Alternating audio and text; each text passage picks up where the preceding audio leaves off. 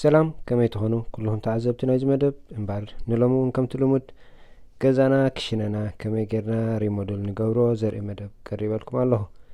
ምናልባት ክሽነና ገፊሕ ክንሱ ወይ ካቢነትና ንእሽተይ ወይ እውን እቲ ካቢነትና ክሽነና ንእሽተይ ክንሱ ካቢነትና ክገፍሕ ምስ እንደልዮ ብቐሊል ኣገባብ ከመይ ከም ንገብሮ ዘርኢ መደብ ኣዳልየልኩም ኣለኹ።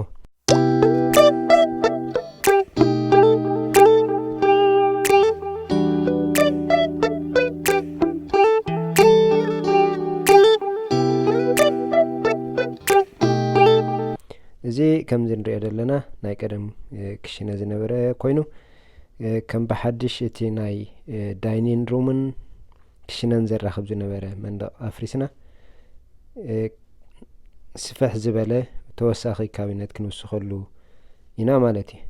እዚ the same space ወላ ሓንቲ ፍልልያ ይነበረን ካብቲ ናይ ቀደም ጥራይ ዝገበርናዮ ነገር እንድሕር ሃልዩ እዚ ከም ዝሪኦ ዘለና ብትሕቲ ፊኒስትራ ወላ ሓንቲ ይነበሮን እዚ ፊኒስትራ እውን ቤትሩ ስለ ዝተሰብረ ሓድሽ ዊንዶው ክንቅይረሉ ኢና ማለት እዩ። ምናልባት እቲ ፍሬም ጥራይ እንድሕር ኣውፂናዮ ክንቅይሮ ከለና ብቐሊሉ ኣገባብ ክንቅይሮ ንኽእል ኢና ማለት እዩ። ተን ዕንጨይቲ ተን ሞልዲን ናተን ጥራይ ኢና ነውፅአን ማለት እዩ። ምናልባት እቲ ግላስ ከይሃርመና ጥንቃቐታ ጌርና ጽቡቕ እዩ ማለት እዩ። ምናልባት ክንቅይሮ እንድሕር ደሊና እቲ ዊንዶው እውን እቲ ሳይዝ ናቱ ዓቂንና ክንደይ ብክንደይ ምዃኑ ስታንዳርድ ሳይዝ እዩ ከና ኣብ ሆም ኢምፕሩቭመንት ክንረኽቦ ንኽእል ኢና እቲ ዊንዶው ማለት እዩ። ሆም ዲፖ ድዩ ዋላ ሎውስ ኣብ ዝተፈላለዩ ቦታታት ኣሎ ማለት እዩ። ካልእ ምናልባት እቲ ካቢነትና ምስ ኣለናዮ ዓቂና ካበይ ንናበይ ምስ እንደሊ ኢና እቲ ካቢነት እንደልዮ እቲ ሳይዝ ናቱ ዓቂና ምስ ወሰድናዮ ካብቲ ዝግዝኦ ቦታ ኸይድና እቲ ሳይዝ ጥራይ እንድሕር ሂብናዮም ዲዛይን ገይሮም ክንደይ ብክንደይ ወይ ክንደይ ካቢነት ከም ዘድልየና ክህቡና ክእሉ እዮም። እቲ ዓይነት ሞዴል ናይቲ ካቢነት ግን ባዕልና እቲ ምስ ዋጋ ወይ ኳሊቲ ናቱ ዘድልየናን እቲ ዓቐን ክንደይ ከም ዘድልየናን ክሕብሩና ክእሉ እዮም ማለት እዩ። እሱ ቅድሚ ምግባርና ሽዑ ክንገብሮ ዘለና እንድሕር ሃልዩ ምናልባት ቅድሚ ካቢነት ምግጣምና እቲ ፍሎር ናቱ እንድሕር ታይል ክንገብሮ ደሊና ወይ እውን ሃርድውድ ክንገብሮ እንድሕር ደሊና ቅድሚ ካቢነት ምግጣምና ሬዲ ንገብሮ እሞ እቲ ኤሌክትሪካል ናቱ ኣበይ ኤሌክትሪክ ከም ዝኸውን እቲ ጋዝና ኣበይ ከም ዝኸውን ማይ ኣበይ ከም ዝኸውን ኩሉ ሬዲ ምስ ገበርናዮ እቲ ካቢነት ኢንስታል ክንገብሮ ኢና ማለት እዩ። እጂ እቲ ናይ ማይ ቦታ እቲ ድሬን ቤና ይሓልፍ ወይ እውን እቲ ሶኬት ክንገብሮ ከለና ኣብ ልዕሊ ኤሌክትሪክ ኣብቲ ልዕሊ ሓዊ ዘለዎ ኦቨን ንኸይንገብሮ እቲ ሳይዝ ምስ ዓቀናዮ እቲ ዲዛይን ዳሃቡና እሱ ዝሕግዘና ማለት እዩ። እዚኣ እቲ ስታድ ፋይንደርያ ነቲ ዕንጨይቲ ኣበይ ከም ዘሎ ትሕብረና ማለት እዩ። መስማር ክንስምረሎ ከለና እቲ ካቢነትና ብልክዕ ኣብቲ ዕንጨይቲ ተዘይተሰሚሩ ኣብ ሽትራክ ጥራይ እንዳር ኮይኑ ክወጥቀና ይኽእል ማለት እዩ። እዚኣ ምናልባት ዋጋ ሕስርት እያ 10 ቅርሺ ዋጋኣ ማለት እዩ። ብባትሪ እትሰርሕ 9 ቮልት ባትሪ ኣለዋ። ኤሌክትሪክ ድዩ ዋላ ዝኾነ ናይ ማይ ክስታይ እንድሕር ሃልዩ ብድሕሪ ሽትራክ ዘሎ ትሕብረና ማለት እዩ።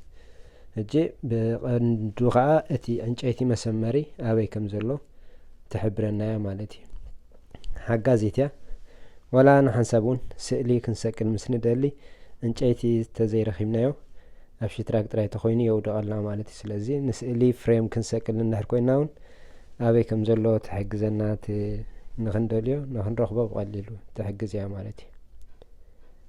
ስለዚ ስታድ ኤጅ ፋይንደር ትበሃል ኣብ ዝኾነ ኣብ ሆም ዲፖ ኣሎ ወይ ኦንላይን ክንገዝኣ ንኽእል ኢና 10 ቅርሺ ዋጋኣ ማለት እዩ። ከምኡ ምስ ገበርና እቲ ዘድልየና ሳይዝ ላዕላይ ካቢነት ክንገብሮ እንድሕር ኮይና ካብ መሬት 54 ኢንች ዓቂና ላይን ኣብ ምስ ገበርናዮ ንስምሮ ማለት እዩ። እጂ ንቅድም ናይ ላዕሊ መስቀል እየ ምክንያቱ እቲ ናይ ታሕቲ እንዳር ጌርናዮ ኣየሸግረና ንክንሰቕሎ ከለና ማለት እዩ። እዚ ሌይዚ ሱዛን ዝበሃል እቲ ናይ ኣንጎሎ ካቢነት እዩ። ኣብ ኣንጎሎ ምስ ገበርናዮ ብክልቲኡ ዘሎ ሳይዝ ኮኔክት ክንገብሮ ንኽእል ኢና ማለት እዩ። ስለዚ ዝኾነ ካቢነት ክንጅምር ከለና ካብቲ መበገሲ ኣንጎሎ ኢና ንጅምር ማለት እዩ። ዋላ ብላዕሊ ዋላ ብታሕቲ ማለት እዩ። እዚ ከምኡ ምስ ገበርናዮ ቅድም በዛ ንሪኣ ዘለና ጥራይ እያ ነይራታ ካቢነት እታ አይሚን እታ ሲንክ ሕጂ ግን እቲ ናይ ዊንዶው ዝነበረ ወልሓንቲ ስለ ዘይነበሮ እቲ ድራይንን እቲ ናይ ማይን ብኡ ሙቭ ጌርና ብትሕቲ ፊኒስትራ ከም ዝኸውን ጌርና ያለና ማለት እዩ።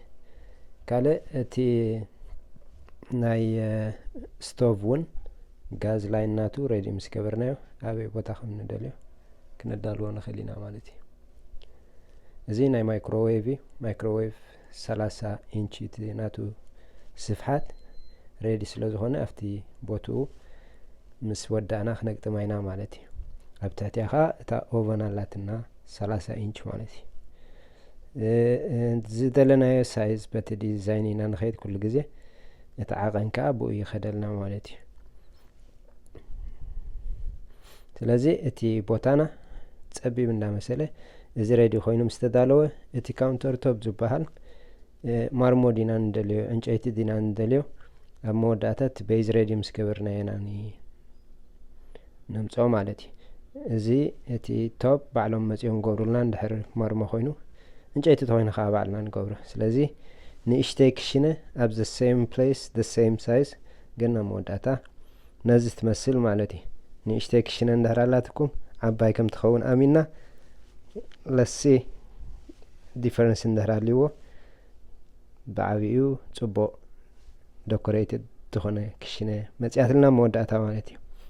ስለዚ አይዲያ ጥራይ እዩ ትቐንዲ መበገሲ ሓሳብ ንምሃብ ማለት እዩ። ስለዚ ንሎሚ እዚ ይመስል።